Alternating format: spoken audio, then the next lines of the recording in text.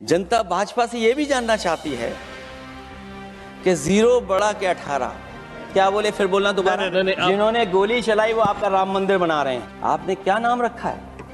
बीबी राम जी। और हमारे राम जी कहां बैठे हैं? और जिस सरकार से उम्मीद न हो उसकी बजट से क्या उम्मीद होगी? कांग्रेस पार्टी के नेता माननीय शशि थरूर जी जो बात कह रहे थे, उन्होंने बहुत सारे आंकड़े दिए हैं। सभापति महोदय, वही मिलते जुलते आंकड़े हमारे पास भी हैं। जब कभी जवाब आए तो शायद उन आंकड़ों का जवाब भी आए। और जब वो अपनी बातों को खत्म कर रहे थे तो वो एक शेर पढ़ के गए हैं। मिर्जा गालिब का एक शेर पढ़ के गए हैं सभापति महोदय। सभापति महोदय, यही शेर अगर बीजेपी को पढ़ना होता तो बीजेपी कैसे पढ़ती? अगर यही शेर बीजेपी को पढ़ना पड़ता तो वो पढ़ते कि हमको मालूम है स्वर्ग की सच्चाई, लेकिन दिल को बहलाने के का गालिब ये ख्याल की जगह सोच अच्छा है। सभापति महोदय, यही फर्क है।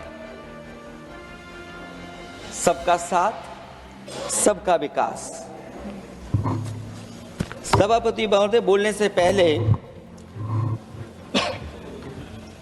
मैं जब बजट को देख रहा था और अक्सर सरकार को पिछले कई सालों से चलता हुआ मैं देख रहा हूं, मैं कहना चाहता हूं, क्यों झूठे ख्यालों में दिन रात करें जो बनाते हैं हवा में बातों के महल। आओ उनसे कुछ जमीनी बात करें। देश के किसानों, दुकानों, उद्योगों को बचाने के लिए खोखले शब्दों के अलावा भाजपा के पास कोई और सुरक्षा कवच या संरक्षण योजना है कि नहीं है? इसलिए मैं सभापति महोदय कहना चाहता हूं, ये बजट दिशाहीन है। इस बजट में कोई विजन नहीं है कि 2047 तक हमारा देश विकसित भारत बन जाएगा। और हम जैसे लोगों को, समाजवादियों को तो सरकार से पहले ही उम्मीद नहीं थी। और जिस सरकार से उम्मीद ना हो उसकी बजट से क्या उम्मीद होगी? इस बजट में पीडीए के लिए कुछ भी नहीं है। कोई योजना दलित, पिछड़ा, महिला, गरीब, अल्पसंख्यक या नवयुवक के विकास के लिए नहीं लाई गई है। ऐसा लग रहा है कि सरकार ने इनके बारे में सोचना ही छोड़ दिया है। और अगर जीडीपी हमारी 7% है और नॉमिनल जीडीपी की ग्रोथ केवल 8% है, जो कि लगभग 12% होनी चाहिए थी, इसके कारण लोगों के हाथ में कम पैसा है। और कारण यह भी लगता है कि हमारा प्राइवेट इन्वेस्टमेंट नहीं आ पा रहा है।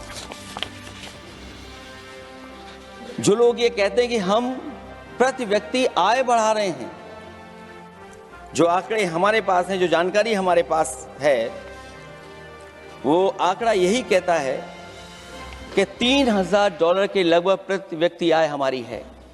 और अगर हम दुनिया से जब इतना ही जुड़ गए हैं तो 2025 की जो रैंकिंग है, हमारा स्थान 144वां, 144th है।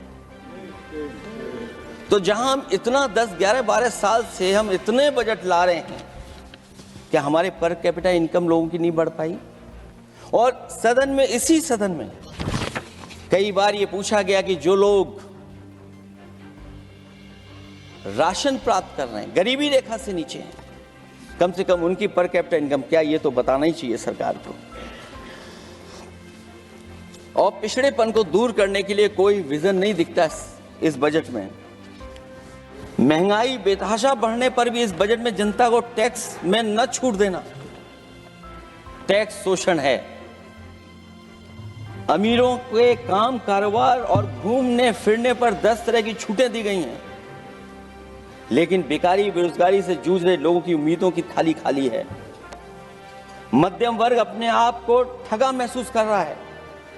शोषित, वंचित, गरीब व्यक्ति जहां था वैसे भी नीचे जाता दिख रहा है। इस बजट ने उसके चादर में पैबंद लगाने की जगह उसे और चिथड़ा कर दिया है, क्योंकि सामाजिक सुरक्षा केवल शब्दों की औपचारिकता रह गई है। किसान, मजदूर, श्रमिक, कारोबारी, छोटा दुकानदार अपने लिए मिली राहत को दूरबीन से देखकर ढूंढ रहा है, और इसीलिए भाजपा का हर बजट 1/20 का बजट मानते हैं, क्योंकि वो 5% लोगों के लिए ही होता है। माननीय वित्त मंत्री जी के सदन के सामने स्थिति स्पष्ट करनी चाहिए कि मनरेगा एक महत्वपूर्ण योजना थी जिसमें गरीबों को ग्राम स्तर पर रोजगार मिलता था, राइट टू वर्क के अनुसार थी। इस योजना को समाप्त करते हुए आपने क्या नाम रखा है? बीबी राम जी। और हमारे राम जी कहाँ बैठे हैं? कहाँ है हमारे राम जी? पीछे बैठे, जिन्हें बचपन से हम देखते आए राम जी। ये हमारी खुशकिस्मती है कि राम जी सदन में बैठे हैं, लेकिन आप राम जी का अपमान कर रहे हैं। आपको उनको यहाँ नहीं बैठा सकते, आपको यहाँ बैठाना चाहिए नंबर 2 पर। अगर आप सच्चे मायने में सभापति महोदय बीपी राम जी, आप कृपया देखिए वित्त मंत्री राम जी को ही नहीं जानती हैं। अखिलेश जी हे भगवान, हम क्या करें अब? अखिलेश जी आप कृपया बजट पे आ जाइए, आप कृपया बजट पे आ जाइए अखिलेश जी। सभापति महोदय बजट पे आइए, बजट पे आइए।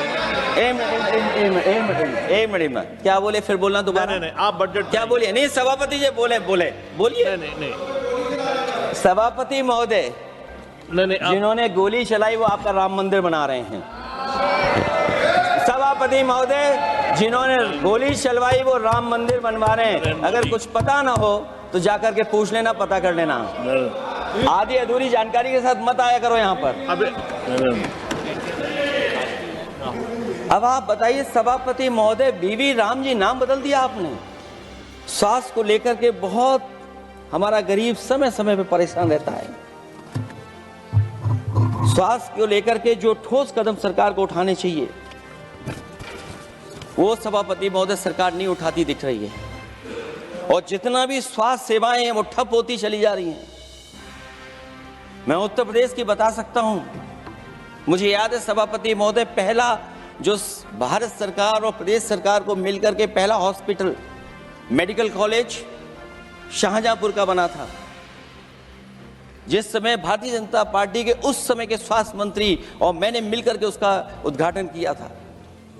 उसके बाद जो प्रचार में तो ये बहुत आगे हैं, प्रचार में तो ये कहते हैं कि हर डिस्ट्रिक्ट में हर हॉस्पिटल, हर डिस्ट्रिक्ट में एक हॉस्पिटल या मेडिकल कॉलेज, लेकिन सच्चाई तो ये है कि इन हॉस्पिटलों में इलाज नहीं है, दवाई नहीं है, ऑपरेशन के लिए कहाँ जाना पड़ता है, भटकना पड़ता है।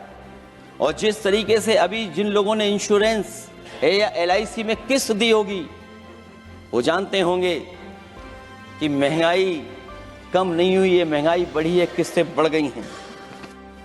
$500 बिलियन का व्यापार एक तरफा, हमारे आत्मनिर्भरता कहां जाएगी? स्वदेशी नारा हमारा कहां जाएगा? हमारे देश की जनता भाजपा से कह रही है कि जहां तक हमें मालूम है डील एक तरफा नहीं होती है। क्या ये बनी वहां पहुंची यहां जहां जैसे कोई एक पक्षी मान रहा हो? जनता भाजपा से यह भी जानना चाहती है कि 0 बड़ा के 18। सबसे बड़ा सवाल यह है कि किसान को लेकर के इन्होंने कहा कि किसान की हम आय दोगुनी कर देंगे। आज हमारा किसान इस उदारीकरण में कहां खड़ा है? जिस किसान को लेकर के पूरे देश के सभी राजनीतिक दल चिंतित रहते हैं, इस डील के बाद हमारे किसानों का हाल क्या होगा? और जब सब कुछ विदेश से ही आएगा तो हमारा किसान भारत में क्या उगाएगा, जमीन पर क्या होगा और क्या बेच पाएगा?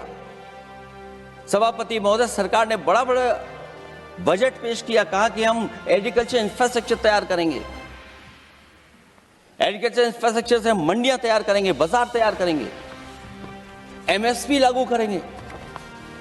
हमारे किसान जब काले कानून के खिलाफ लड़ रहे थे,